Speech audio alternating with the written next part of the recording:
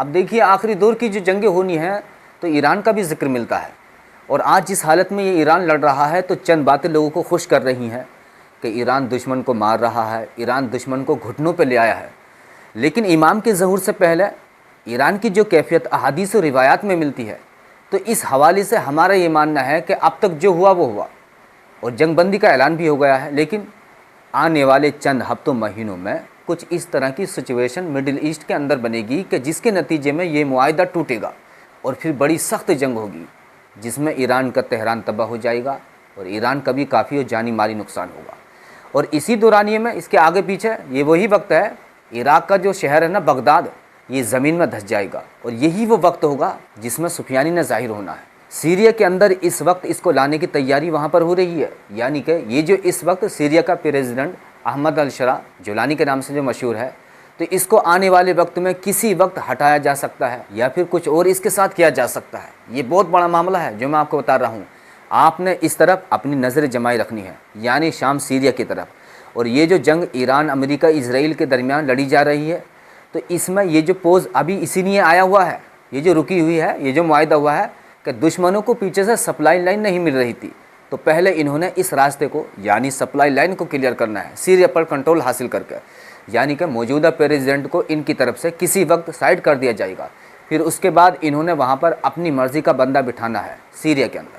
تو اس کے بعد وہاں پر جو بھی بندہ آئے گا وہ ویسے تو اس کے آنے کے 2-4 مہینے بعد ہی معلوم ہوگا، اس کا رویہ دیکھنے کے بعد ہی پتہ چلے گا کہ یہ سفیانی ہے کہ نہیں، لیکن اگر معاملات اسی طرح بنتے چلے گئے، نشانیاں پوری ہوتی چلی گئیں، تو پھر سمجھ لو کہ اس کے بعد جو بھی شخص وہاں آئے گا سیریا کے اندر تو وہ یقیناً سفیانی ہے۔ وہ اس لیے کیونکہ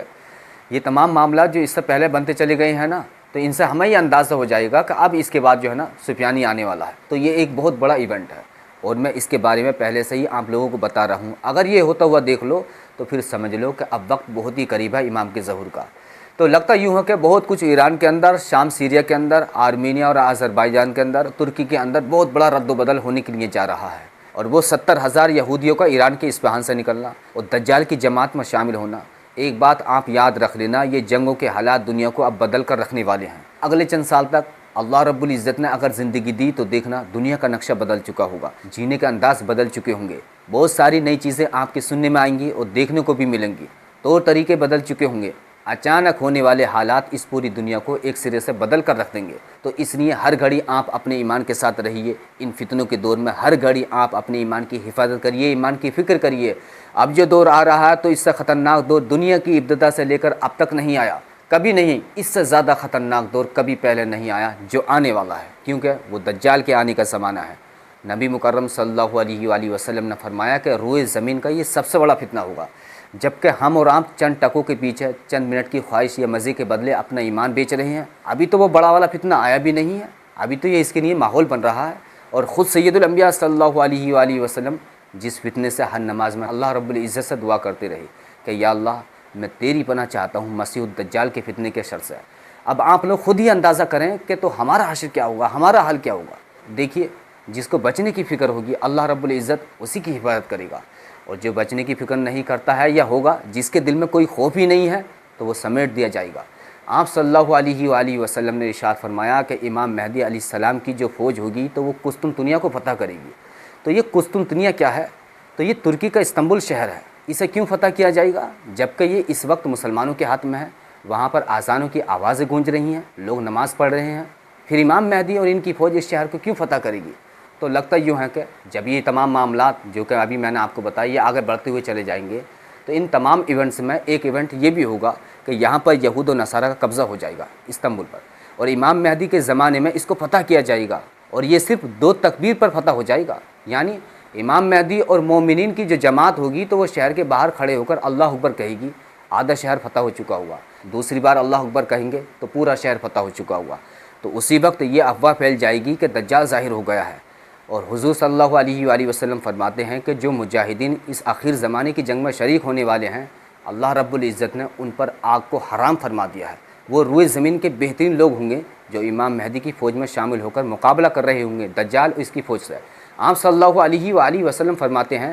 کہ میں ان کے نام، ان کے آباء و اجداد کے نام اور ان کے گھوڑے کے رنگ تک کو جانتا ہوں، تو ہو سکتا ہے کہ شاید دنیا جہاں سے شروع ہوئی تھی تو وہی دور واپس آ جائے، اور کچھ لوگ یہ سوال کرتے ہیں کہ امام مہدی کب ظاہر ہوں گے، تو اس سے متعلق بعض بزرگوں نے فرمایا ہے کہ جب سارے مومنین دعا کرنے لگ جائیں گے کہ اللہ امام مہدی کو ظاہر فرما دے، تو اللہ رب العزت ان کو ظاہر فرما دے گا۔ لیکن آج کی سچویشن یہ ہے کہ ہم ساری دعائیں کرتے ہیں لیکن اس طرف ہمارا کوئی دھیان ہے ہی نہیں۔ تو جب دعائیں کثرت سے ہونے لگیں گی کہ وہ آ جائیں تو امام مہدی کا ظہور ہو جائے گا۔ اور آج کے ٹائم میں علماء نے بھی ممبروں سے دجال کا تذکرہ بند کر دیا ہے، یہ بھی ایک نشانی ہے، یہ پوری ہوتی ہوئی نظر آ رہی ہے اس وقت میں۔ تو اس کا مطلب یہ ہے کہ یہ دجال کے آنے کا وقت ہے۔ اس وقت میں بہت سے لوگ ان حالات کو دیکھ کر آج یہ مشورہ دے رہے ہیں، آپ لوگوں کو بتا رہے ہیں، آپ لوگ سنتے ہی رہتے ہیں کہ اناج غلہ راشن جمع کر لو، آنے والے وقت کی تیاری کر لو، اور لوگ یہ سب انتظامات کر بھی رہے ہیں، اچھی بات ہے۔ لیکن ہم یہ کہتے ہیں کہ ان تمام چیزوں کے ساتھ ساتھ اپنا ایمان بھی مضبوط بنا کر رکھو، یعنی اپنے ایمان کی حفاظت کرو۔ آنے والے کل کو اگر ایک دو دن کی روٹی نہ بھی ملی تب بھی وہ مصیبت ایک نہ ایک دن گزر جائے گی، لیکن ایمان کے بغیر دنیا سے جاؤ گے تو ہمیشہ جہنم میں جلائی جاؤ گے۔ تو ایمان کی حفاظت بھی آج اتنی ہی ضروری ہے۔ دیکھیے جب آزمائشیں مصیبتیں لوگوں پر آتی ہیں تو لوگ خدا کا انکار تک کر بیٹھتے ہیں۔ اب وہ دور آ گیا ہے جب کہ لوگ اپنے مال کی طرف تمہیں بلائیں گے، جب تمہارے پاس کچھ نہیں ہوگا تم بھاگو گے ان کے پاس جو کہ تمہارا ایمان خریدیں گے، اور تم ان کو اپنا ایمان بیچو گے کہ میرے بچوں کو کھلانا ہے، میں آج اس کے پاس جاؤں گا، اس کے پاس مال ہے، اس کے پاس کھانا ہے، اس کے پاس پانی ہے، اس کے پاس راشن ہے، یہ سب کچھ دے رہا ہے۔ یہاں تک کہ حدیث پاک میں آیا ہے کہ دجال روٹیوں کے پہاڑ لے کر چلے گا۔ جب دنیا میں قحط ہوگا، لوگ کھانے کے محتاج ہوں گے اور دجال کے پاس غذا کے پہاڑ چل رہے ہوں گے، تو بھوکی دنیا اس کے پیچھے لپٹ جائے گی، یعنی بھوکے لوگ پاگلوں کی طرح اس کی طرف لپک پڑیں گے۔ اور جو مومنین ہوں گے تو مومنین اس وقت سبحان اللہ الحمدللہ اللہ اکبر کی تسبیح بیان کر رہے ہوں گے۔ اس تسبیح کی برکت سے اللہ رب العزت ان کی بھوک بھی مٹا دے گا، پیاس بھی مٹا دے گا۔ تو یہ ایک بہت بڑا پرفتن دور جو کہ شروع ہو گیا ہے، جس میں جنگیں ہیں، بغیر وجہ کے قتل و قتال ہے، مصیبتیں ہیں، آزمائشیں ہیں، حق اور باطل کا فیصلہ کن ٹکراؤ ہے۔ اس میں زلزلے ہیں، سیلاب ہے، قحط ہے، بے روزگاری ہے، بھوکمری ہے، بے چینی ہے، گویا ہر طرف فتنہ و فساد ہے، جس میں ایمان بچانا اتنا ہی مشکل ہے جتنا کہ آگ کو ہاتھ میں لینا۔ تو اللہ رب العزت ہمیں ایمان کے ساتھ زندہ رکھے اور ایمان کے ساتھ اس دنیا سے اٹھائے۔